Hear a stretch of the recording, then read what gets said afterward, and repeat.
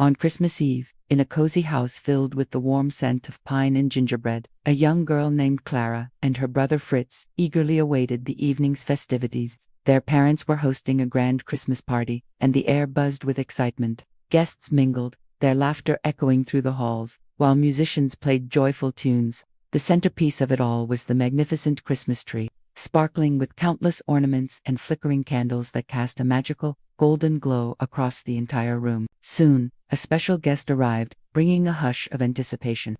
It was Godfather Drosselmeyer, Clara's mysterious and beloved godfather. He was a clever toy maker and clockmaker, known for his enchanting creations and the mischievous twinkle in his eye.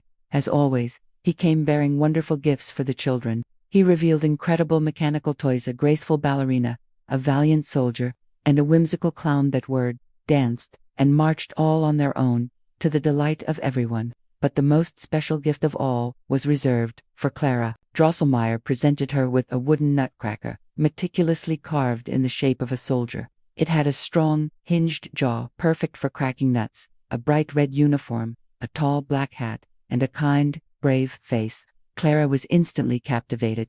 She fell in love with her nutcracker, cradling it gently in her arms as if it were a real person. Her brother, Fritz, however, was a bit too boisterous. Feeling jealous of Clara's special gift, he playfully snatched the nutcracker from her.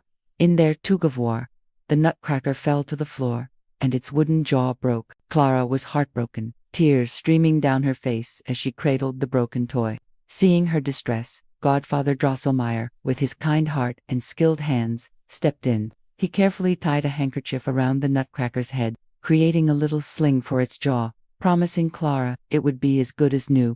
As the party wound down and the last guests departed, the house grew quiet once more. It was time for bed. Clara, still worried about her injured soldier, carefully placed her beloved nutcracker under the Christmas tree, nestled amongst the other presents. She gave it one last loving look before her mother led her upstairs. Tucked into her warm bed, she drifted off to sleep, her dreams filled with the nutcracker's brave little face and the magical glow of the Christmas lights. But something stirred in the quiet house. Clara couldn't sleep.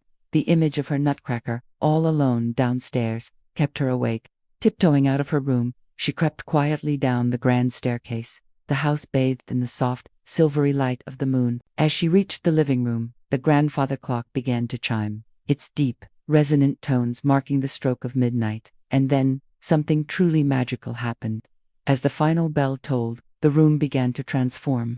The walls stretched, the ceiling soared, and the magnificent Christmas tree grew taller and taller, until its branches seemed to touch the sky like a giant, enchanted forest. It felt as if Clara herself had shrunk down to the size of a toy. From the dark corners of the room, shadows began to move. Out from behind the baseboards and under the furniture emerged an army of mice, their eyes glinting in the dim light. They were led by their fearsome leader, the Mouse King, a monstrous creature with 7 heads, each adorned with a tiny, wicked crown. They scurried forward, ready to claim the room as their own. But they were not unopposed. In that same instant, the nutcracker, standing proudly under the tree, sprang to life. He grew to the size of Clara, his wooden limbs now moving with purpose and courage. Drawing his toy sword, he rallied the other toys to his side. The toy soldiers leaped from their boxes, forming ranks, and even the gingerbread men joined the fray, their candy buttons gleaming like armor. The great battle for the living room had begun. The nutcracker, now a true prince in command, led his army with incredible bravery.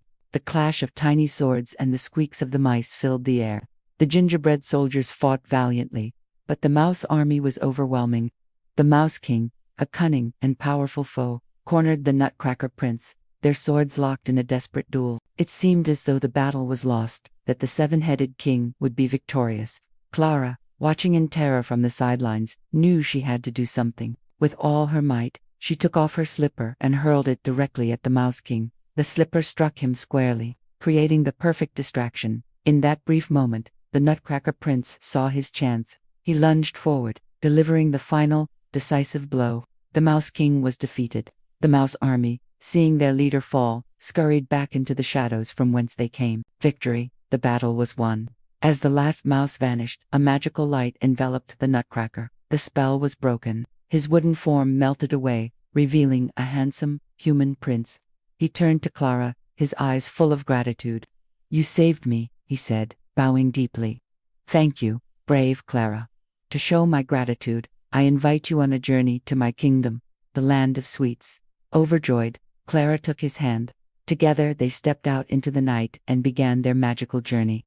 They first traveled through a swirling, frosty wonderland. The air grew cold, and beautiful snowflakes, like tiny dancing ballerinas, began to fall all around them. They whirled and twirled in the crisp air, guided by their Snow Queen and King, creating a breathtaking ballet of winter magic that led the way to the prince's kingdom. At last, they arrived at the land of sweets, a magnificent kingdom made entirely of candy and pastries.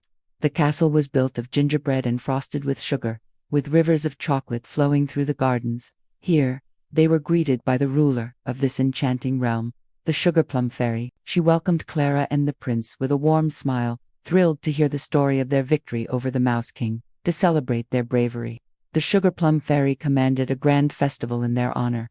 Dancers from all corners of the land of sweets came to perform for them. First came the Spanish dancers, representing rich chocolate, their movements full of fire and passion.